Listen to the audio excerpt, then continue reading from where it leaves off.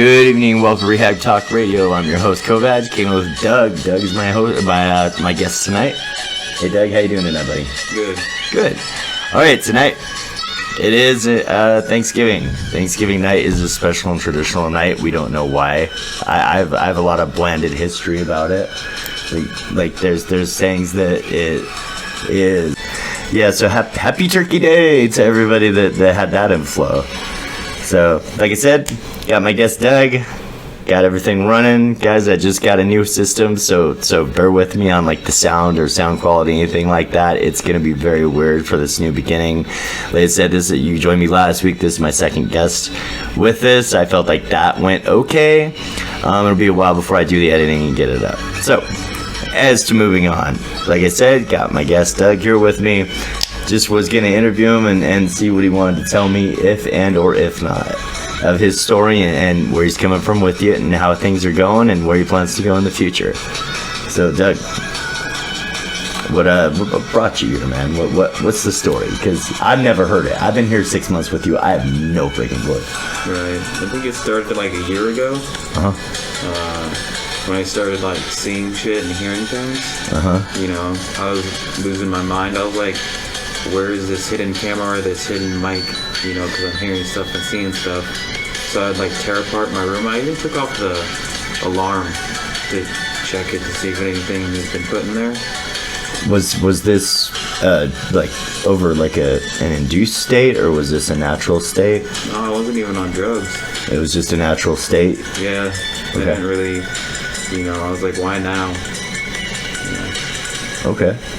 So we're rewinding the clocks back a year or two around, I'd say October, November, somewhere around there. Yeah. And you just out of the blue start, you know, having auditory and visual hallucinations. Right. And oh yeah, basically it like drove me nuts. I remember like, I don't know, the voices were telling me like, I need to leave, you need to leave, you know. And eventually I did. You know, I just had a mental breakdown. I got in my car, packed up all my stuff, and, you know, went to California. Was it like out of a protectual instinct that it's telling you to leave, or was it like demanding or trying to protect you? Oh, it was demanding. It was commanding, yeah. He was just trying to get me to do something. So you hopped in El Carro and took off to California. Right. I figured I was gonna, you know, I didn't care. You know, I was probably just gonna live in my car for a while. Yeah, but I did get a job down in California. Like, my job was to move there, get a job, you know, get a place. Which part of California were you headed? Was it northern, central, southern? Los Angeles. Okay. Yeah. So around southern California. Yeah. Okay. So I did get a job while I was down there, but when I started talking out loud randomly, like without my control, that's about when I quit my job. Okay, so you were having oral and auditory hallucinations, and then you were having oral control issues. So, right. Was it like? I'm new to that. Was it like? I'm just curious. Was it like out of your control to say, or like you were just pissed off in saying it, or? No, this is the voices saying it. And it's just kind of like in your ear and out your mouth kind of deal. Right. Okay. So that happened. So we go to LA. We catch a job washing dishes. No, it was at a slaughterhouse. Oh. Yeah. Oh wow, we just jumped right into the thick of it. We're just like, man, we're not gonna start out easy. We're gonna head straight into some I'd imagine psychologically crazy stuff. I wouldn't. Yeah. It's stuff I couldn't imagine. I myself am sensitive to that kind of thing. It would definitely traumatize me.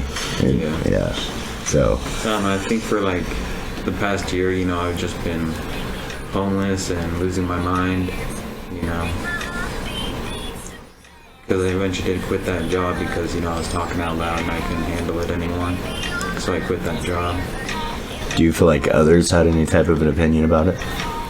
No, they didn't see me talking out loud, but if, you know, they ever did, you know, you look like one of those crazy people, you know, that talk to themselves.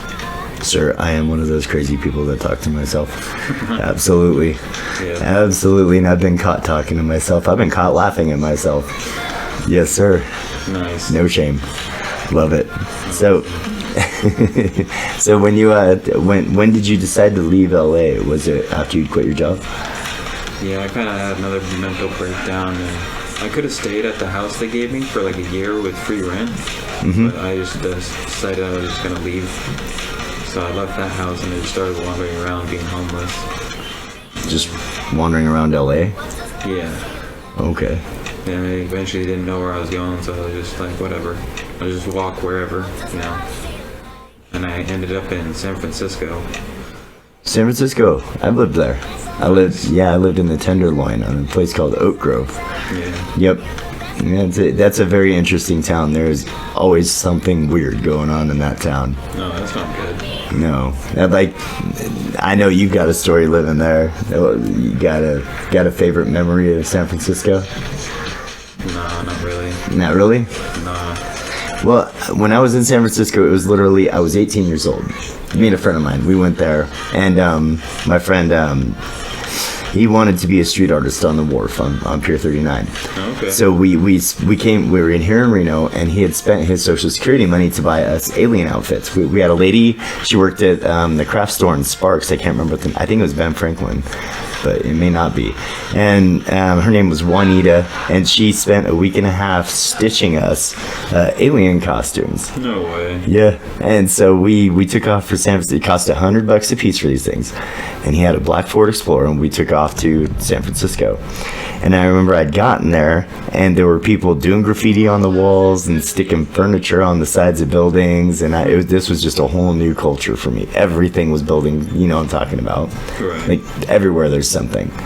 And I think it was my third or fourth day there, I was walking down Market Street, if you know where Market Street is. It's in Tenderloin.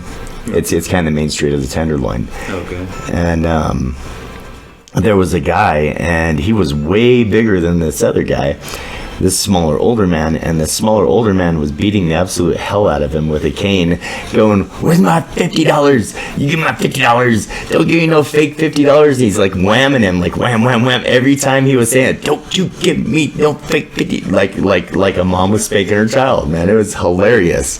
Good Lord. Yeah, and I just remember that happened, and like directly after that, I'm walking up the hill. I think it's Van Ness, which came off of Market Street. I'm walking up the hill, and I see a guy pass me, and he's chasing something down a hill, and it's like this little pebble, and it's bouncing. And I'm like, what the hell are you chasing? And so I stop and watch him. He finally grabs it after like 3 or 4 feet, puts it into a glass pipe, and smokes it. And I'm like, oh my god, dude, crack rock bounces. That's fucking hilarious. That is my San Francisco. Freaking out. Yes, he was. He thought he was going to lose his crack rock. I'm sure he went back and tried to get little comet trails, you know. Yeah, probably. You know, so you're in San Francisco, and now I'm sure you knew about places to eat there and places to. Not really. No. I looked for them, but I never found them. Yeah, you do kind of got to plug into a town in a weird way. You got to know somebody in order to know where all that is. They don't exactly have it in the yellow pages. Yeah, I was helped by the cops. You were what? I got helped by the cops. Helped by the cops? I thought you said held by the cops. My apologies. Because normally they ask, like, do you need help? Mm-hmm. Yeah, like, where's the nearest, like, homeless shelter? That's what I'd normally ask them. Wow. Yeah, so they'd put me in the back, and, they'd always take me there. Oh, so you got a Uber. You got a red and blue light Uber to the shelter. The funniest thing the cop said is like he's like, we're not a taxi service. I'm like sitting in my head like, bullshit. Yeah, you're like, well, I was gonna tip you, but never mind now. Okay, so you stayed in San Francisco. How long were you in San Francisco for? Like I said, because of my wandering around and my ADHD, I kind of just zone out on things and don't really pay attention. Right. So you were there for probably would you be able to determine by weather? Like, was the weather warm the whole time, or did it start getting cold or anything like that? Well, no, I was warm.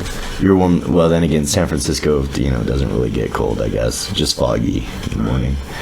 So you stayed there for a while. We're gonna give it at least from, we'll say, however long it takes to get a cab ride from a cop. So we'll say at least one day, up to, I would say, 3 or 4 months there.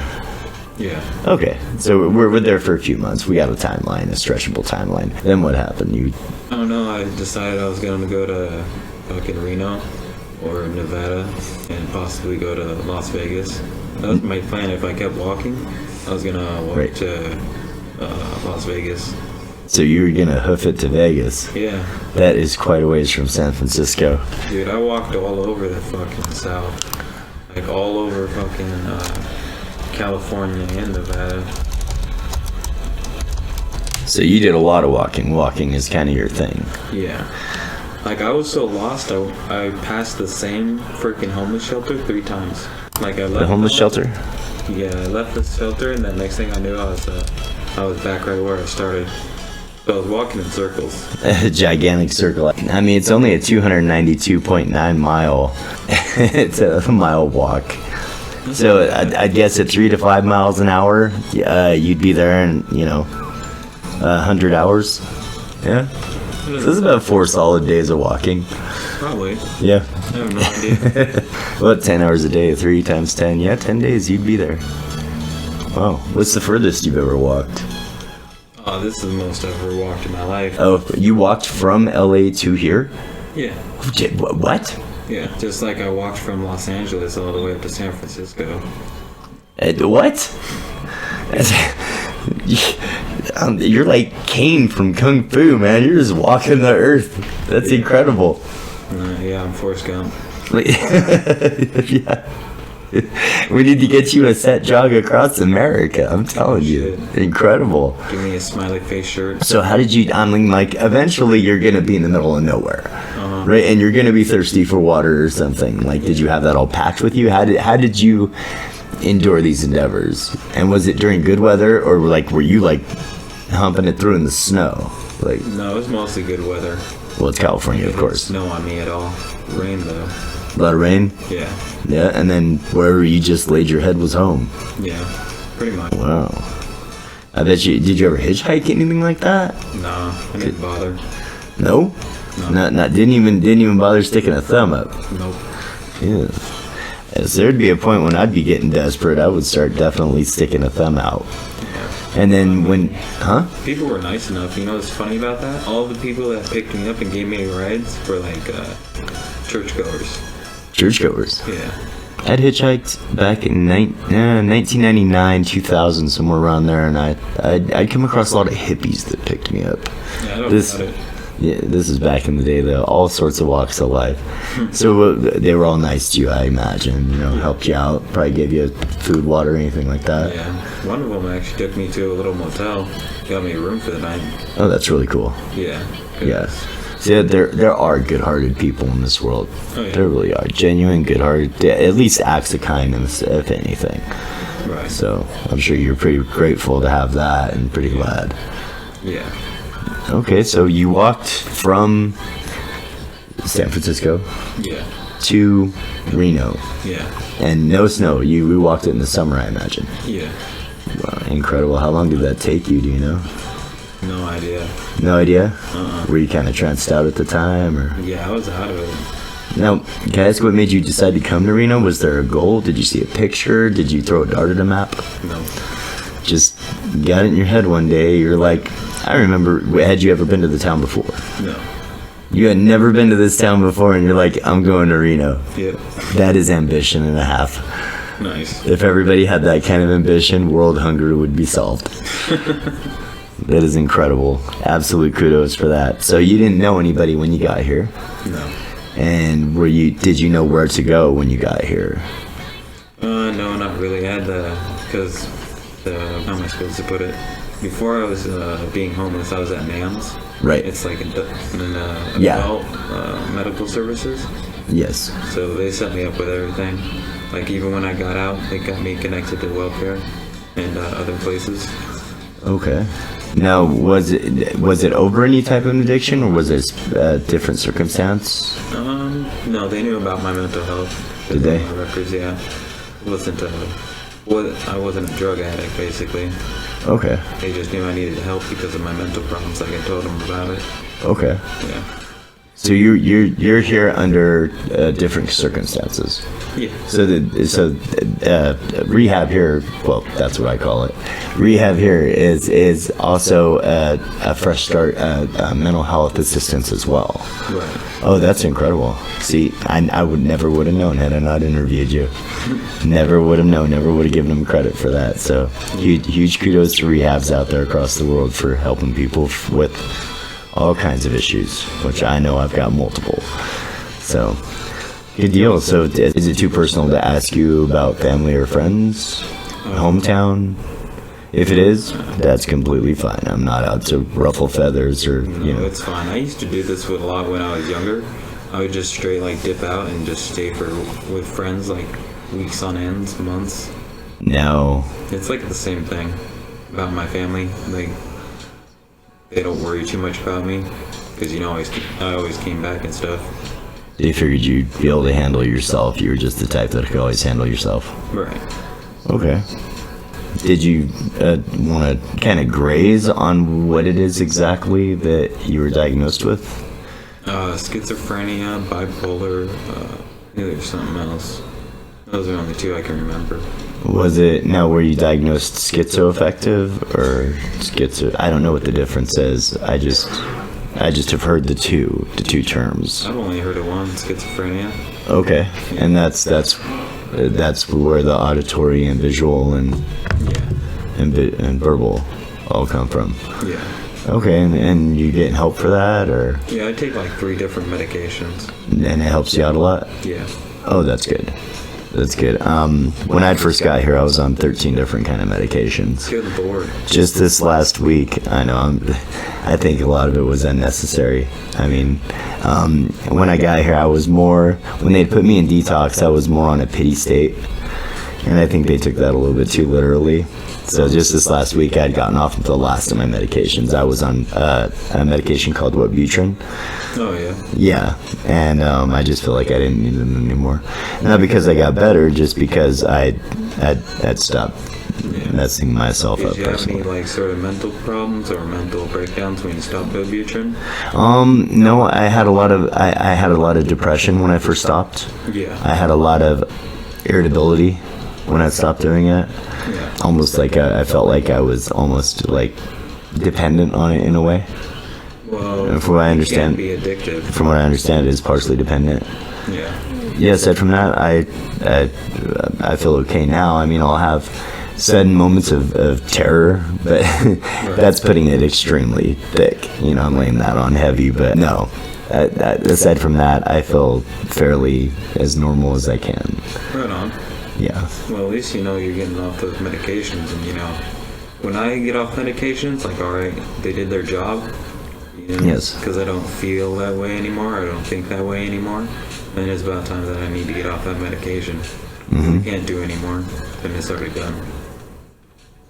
Well, and do you feel that's a thing that can happen? It's a thing for a future, or is it permanent? Or yeah, that's what I'm hoping for. Like, I don't know how long it's gonna take me to, like, you know, stop hearing voices and seeing things. So, right. I'm hopefully that I don't have to live with it for the rest of my life. Really annoying. No, because whenever we talk, you usually have something funny to say. It's sarcastic. Your personality's like that. It's very quiet, humorously sarcastic. Yeah. But you're very articulate. You're very intelligent when you speak. So when you do speak, you're very reserved, very introverted. I think maybe. I don't know. It's kind of like I don't bother anyone. Don't bother me. Yes, you would fit. I think you would fit great in the big city. Yes, you can do great there. That's how they feel. I've lived in a couple, and that's pretty much how it is. Is everybody leaves themselves to be. So, okay, so you came here, and then you arrived here roughly 6 months ago, correct? No, it's been almost like 8 months. 8 months now. Yeah. I just remember you'd gotten here before I did. Yeah. Yeah, I remember we shared a room. I think I was on the bottom bunk the top bunk when I very first got here. You on the bottom bunk. Okay, I don't remember. Yep, you were my bunkie, and then you had graduated from induction to primary, And then you were out, and then another guy named Brandon came in. Okay. So I do remember that because I stole your bottom bunk. I did. The second you left, I said, yes, I don't have to climb on that shit anymore. And that, yes, because you know those metal. Now you're on the top bunk. Yep. Yeah, you know. Fuck. Welcome back to the top bunk. To lay it out for everybody. Give me the top bunk. Yeah. You got to get a room like this, like I got. There's no top bunk. No. You got to lay it out for everybody. That when you first get in here in an induction, I think it's all rooms have 2 bunk beds, correct? Yeah. Yeah, all rooms have 2 bunk beds, and they're metal and they're high and they squeak like a son of a bitch. Yeah, whoever put those things together didn't with the screws and stuff. They didn't tighten it enough. I swear to God, they just put it on by hand. Yeah, they needed washers or something. Yeah, I've come across that are kind of hand looseable. Yeah. You know, but yeah, when I'd put some together next door, we had bunk beds that we had to put together for the next street over, the next rehab, because there's 2 rehabs right next to each other in this town, and we happen to be in the bigger house of the 2.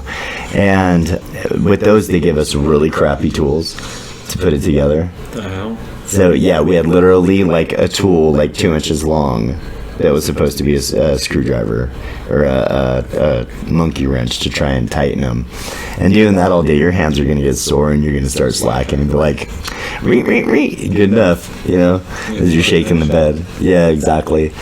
So I think that's kind of how it happened here. But yeah, you move around in those beds, it's going to squeak like an SOB, and you're always paranoid that you're going to fall on your bunkies right on his face.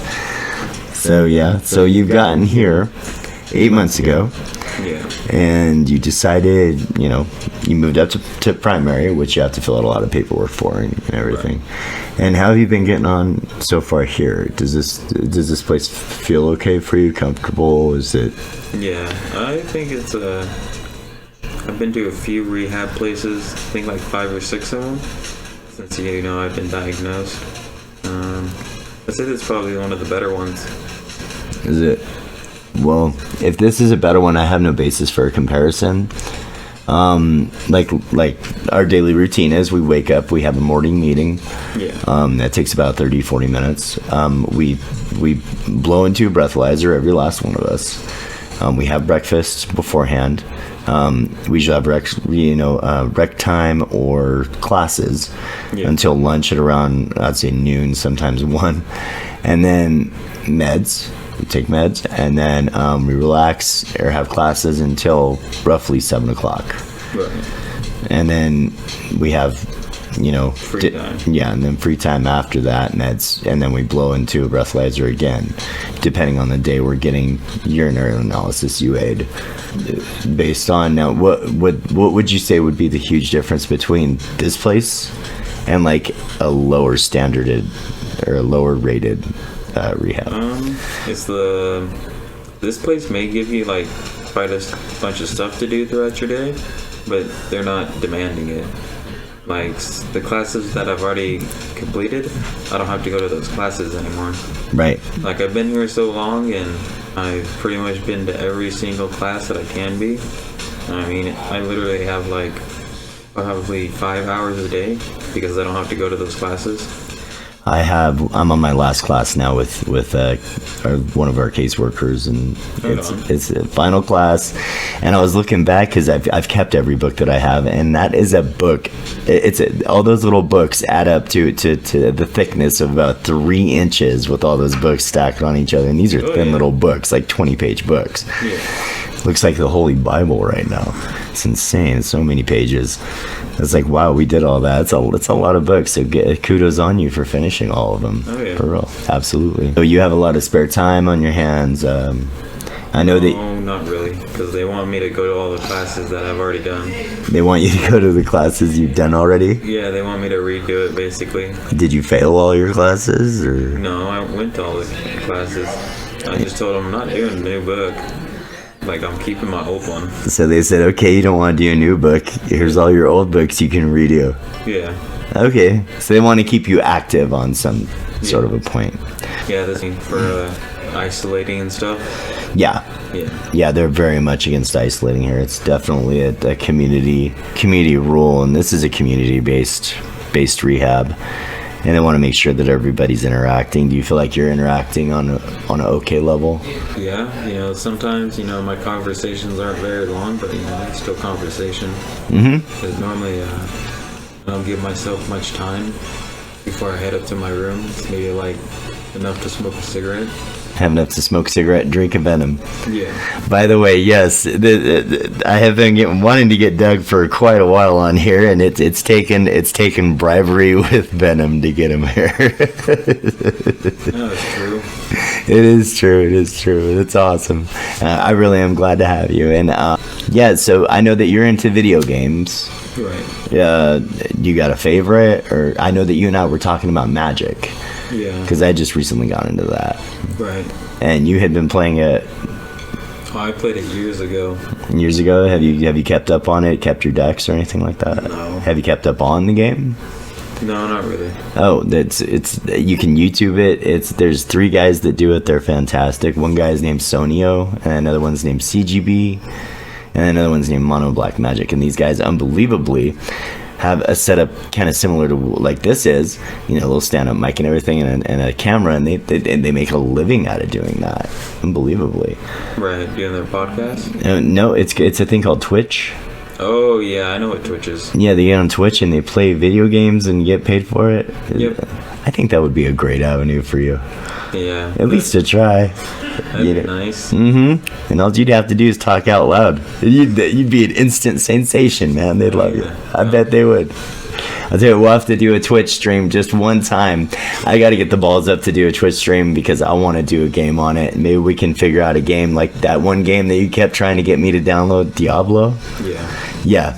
Do you still want those games? No, because I know I will never get you out of my room. I told you this before. I won't play it. You told me that before. Yeah, you can believe it. I just have nothing to do with the games. No, I mean, it would be cool to actually set up a stream and let you play it just to see how that goes. Okay. That'd be cool. You could be like the icebreaker. That sound like a fair deal? I'll load in Diablo, you play it, but it's got to be on a Twitch stream.